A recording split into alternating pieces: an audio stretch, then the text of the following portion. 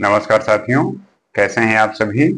उम्मीद करते हैं कि आप स्वस्थ होंगे, सुरक्षित होंगे और आनंदित होंगे। जैसा कि हम किसी न किसी विषय को लेके बात करते हैं, उस विषय की गहराई को समझते हैं और उससे सीखे हुए बातों को हम अपने दैनिक जीवन में उसको उपयोग में लाते हैं और उसके द्वारा जो भी हमारे डाउट हैं, जो भी हमारी डिसीजन मेकिंग कैपेबिलिटी है, उसमें इम्प्रूव करने की कोशिश करते हैं।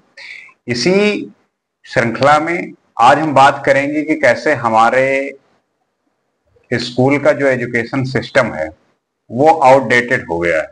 उसमें हमें इम्प्रूवमेंट की जरूरत है और वो कैसे होगा, उसका प्रभाव क्या पड़ रहा है और गवर्नमेंट इस पे क्या इनिशिएट कर रही है और इंडिविजुअली क्या जिम्मेदारी होनी चाहिए, इन सब पे बात करेंगे और जानने की कोशिश करेंगे।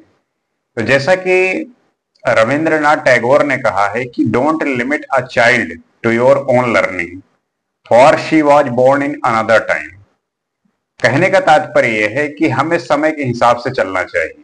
हम अपनी जो पुरानी चीजें हैं उसको कैरी फॉरवर्ड अगर करेंगे तो हम समय के साथ नहीं चल पाएंगे।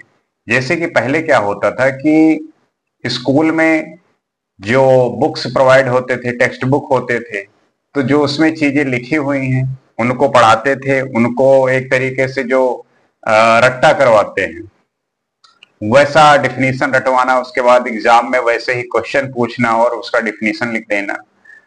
तो उस समय के काफी आज से 20-25 साल पहले, 30 साल पहले वो सारी चीजें होती थी कि उसी तरीके की जॉब थी और टेक्नोलॉजी इतनी इनहेंस नहीं हुई थी। हम अब सारे काम जो है रिटर्न में करते थे, लेकिन आज के समय में ये सब कुछ बदल गया है और जो इमर्जिंग टेक्नोलॉजीज हैं, एआई जब से आ गया है तो इससे जो है और बहुत ज्यादा बदलाव हुआ है।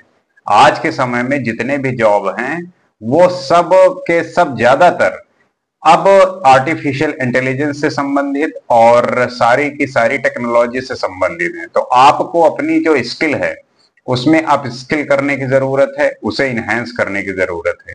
लेकिन जो हमारा स्कूल का एजुकेशन सिस्टम है वो आज भी वैसे ही आउटडेटेड और पुराना है। हम वही उसी पुरानी अवधारणा में जी रहे हैं और वैसे ही चीजों को कर रहे हैं। इसी वजह से आप देखते होंगे कि जब स्कूल से बच्चे पास आउट होते हैं, उसके बाद जब उन्हें ग्रेजुएशन करना होता है तो किसी न किसी तरीके से किसी कॉलेज से करते हैं और कॉलेज में भी वही व्यवस्था है कि वहां भी वैसे ही चीजों को बताया जाता है, समझाया जाता है उसी तरीके से। जो चीजें प्रैक्टिकल कराने वाली हैं वो थ्योरी बेस पे चलती हैं। तो कोई भी जब पास आउट होगा, लड़का ग्रेजुएट होगा, उसके बाद जब वो रियल वर्ल्ड में काम करने आएगा तो वो कैसे काम कर पाएगा। इसलिए आप देख रहे होंगे कि आज के समय में लगभग 60 to 70% जो ग्रेजुएट होते हैं लोग, मिलियंस लोग ग्रेजुएट होते हैं हर साल, उनमें ज्यादातर बेरोजगार होते हैं। क्योंकि जो रियल वर्ल्ड में डिमांड है स्किल की, उसमें उनकी जो एक कमांड है, जो उनका एक पकड़ होना चाहिए, वो स्कूल और कॉलेज में सिखाते नहीं। और जब वहां सिखाते नहीं तो जो रियल वर्ल्ड में आते हैं तब वहां पे उनको उसमें काफी दिक्कत होती है, प्रॉब्लम होती है। तो अब किया क्या जाए, ऐसा क्या किया जाए जिससे जो है चीजें बदलें और चीजें ठीक हो। क्योंकि हम जब स्कूल स्तर पे और कॉलेज स्तर पे चीजों को सीख जाएंगे, तब हम जब जॉब के लिए रेडी होंगे तब हमें किसी भी तरीके की परेशानी का सामना नहीं करना पड़ेगा। तो सबसे पहले गवर्नमेंट को और जितने भी प्राइवेट एंटिटीज हैं उन्हें ध्यान देने की जरूरत है कि जो भी स्कूल हैं प्राइमरी बेसिस पे, जूनियर बेसिस पे, वहां पे अब जो इमर्जिंग टेक्नोलॉजीज हैं उनपे वो जो जैसे काम कर रही हैं वास्तविक वर्ल्ड में, रियल वर्ल्ड में, उन सब टेक्नोलॉजीज को स्कूल में लेके जाना है, उन्हें उससे अवगत कराना है, परिचित कराना है, ताकि वो उसके बारे में जान सकें और उसका जो है प्रैक्टिकल ज्ञान देना है, प्रैक्टिकल नॉलेज प्रोवाइड करना है। जैसे कि आज भी जो है स्कूलों में देखा देखा होगा आपने कि जैसे कि प्रोग्रामिंग पढ़ाते हैं तो प्रोग्रामिंग के लिए लैब नहीं है। वहां पे क्या करते हैं कि वो बुक में प्रोग्राम लिखवाते हैं। तो जब कोई लड़का या कोई लड़की जब बुक से और उस कॉपी में अगर वो प्रोग्राम करेगा तो प्रैक्टिकल जो एग्जीक्यूशन है किसी भी प्रोग्राम का, वो तो लैपटॉप में होना है, वो तो कंप्यूटर पे होना है। बिना उसके आप जो ये चीजें हैं कैसे कर सकते हैं? तो गवर्नमेंट को और प्राइवेट एंटिटीज को सभी को इस बात पे ध्यान देना है कि हमें जो स्किल प्रोवाइड करना है उसमें प्रैक्टिकल नॉलेज बहुत इंपॉर्टेंट है, और उसके लिए हमारा जो एजुकेशन है रट्टा वाला, उससे हटकर एक इंक्लूसिव ग्रोथ और एक प्रैक्टिकल नॉलेज की ओर अग्रसर होना है, ना कि हमें रट्टा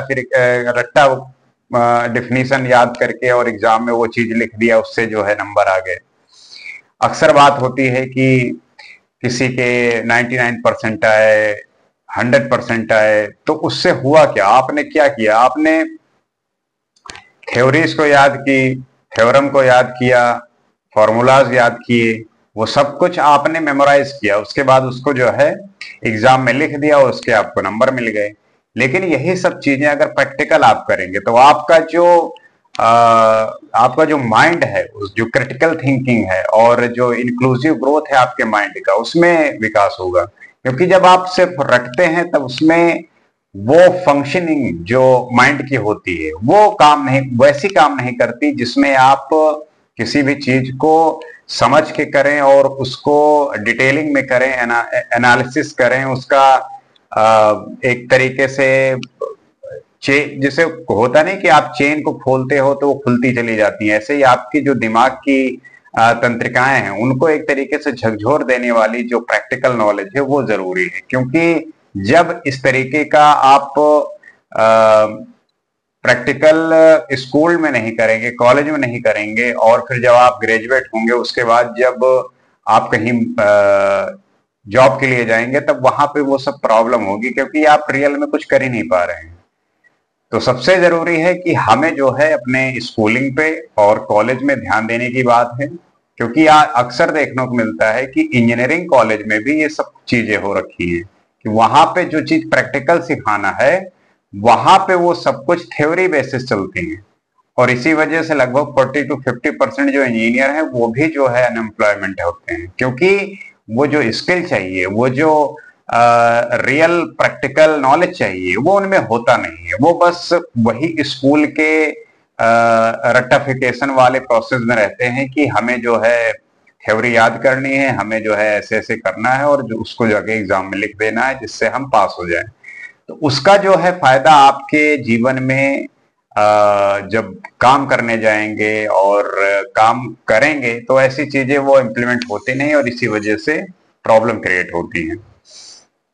तो इसका जो है हमें इस पे काफी ज्यादा काम करने की जरूरत है। इस पे जो है गवर्नमेंट का इनिशिएटिव होना चाहिए कि वो इस तरीके के जो अपस्किलिंग प्रोग्राम हैं और बच्चों को कैसे उनके स्किल में इनहेंस करने किया जाए, कि नए नए टेक्नोलॉजी के साथ, नई गाइडेंस के साथ, और इस तरीके से बहुत सारी चीजें वो कर सकते हैं जिससे उनके जो स्कूल लेवल पे ये सारी चीजें हैं वहां पे सिखाई जाए।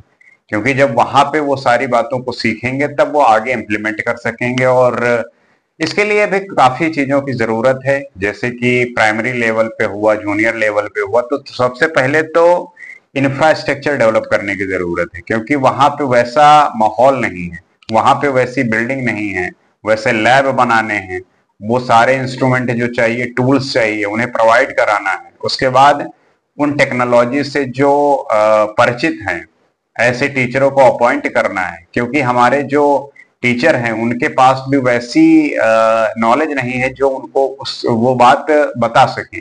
क्योंकि आपको बहुत ऐसे लोग मिल जाएंगे जिनको इन सब जब टेक्निकल किसी चीज को लेके आप उनसे बात करेंगे तब उन्हें पता नहीं होता। तो इससे जो है उसका प्रभाव पड़ेगा। तो आपको उसी तरीके के टीचर भी अपॉइंट करने पड़ेंगे ताकि वो बच्चों को सही और एक जो गाइडेंस है, एक जो उनके कैरियर को लेके सही दिशा है, डायरेक्शन है, वो डिसाइड कर सकें, वो बता सकें। तो इसमें काफी जरूरत है और ये कुछ स्टेट में इम्प्लीमेंट करने की कोशिश की जा रही है। कहीं पे ये काफी हद तक ठीक हुआ है, कहीं पे अभी ये शुरुआत है और कहीं पे तो ये अभी सोचा भी नहीं गया। तो एक तरीके से सेंट्रल गवर्नमेंट की पॉलिसी बनानी चाहिए सेंट्रल गवर्नमेंट को, और सारे स्टेट में एक संपूर्ण तरीके से इसे लागू करने का प्रयास करना चाहिए, क्योंकि उसमें एक जो पूरे कंट्री का ग्रोथ है, पूरे कंट्री में हर किसी को टारगेट कर सकेंगे, हर किसी तक पहुंच सकेंगे। क्योंकि ये अगर स्टेट सेंट्रिक होगा तब फिर किसी भी स्टेट की जो गवर्नमेंट है, अगर वो प्रोग्रेसिव माइंड की है और वो चीजों को समझती है और इम्प्लीमेंट करती है, तो उसी स्टेट का विकास होगा इस मामले में। तो सेंट्रिक जो है होना चाहिए, यूनियन सेंट्रिक होना चाहिए, ताकि पूरे देश में ये सारी बातें इम्प्लीमेंट हो और इस पे काम हो। उम्मीद करते हैं कि इसके बारे में आप समझे होंगे। आपको क्या लगता है कि आपके यहाँ के स्कूल और कॉलेजों की क्या स्थिति है, आप क्या देखते हैं, और आपको क्या लगता है कि क्या इम्प्रूवमेंट होनी चाहिए? क्योंकि एक सही एजुकेशन और सही स्किल से ही हम चीजों को सही तरीके से उपयोग में ला सकते हैं। क्योंकि टेक्नोलॉजी अगर है और उसका सही उपयोग नहीं हो पा रहा है, तो वो फिर उन लोगों के लिए ठीक नहीं है जो इनसे वंचित हैं। तो उन्हें भी प्रोवाइड करा जाए, उनके स्किल को अप स्किल किया जाए। इस तरीके से वो जब अपने कैरियर में आगे आएंगे, तब उनके लिए जो एम्प्लॉयमेंट के रास्ते हैं वो आसानी से खुल सकेंगे। उम्मीद करते हैं कि बात समझे होंगे। इसी तरीके से नए विषय पे हम फिर और बात करेंगे। आज के लिए इतना ही। नमस्कार।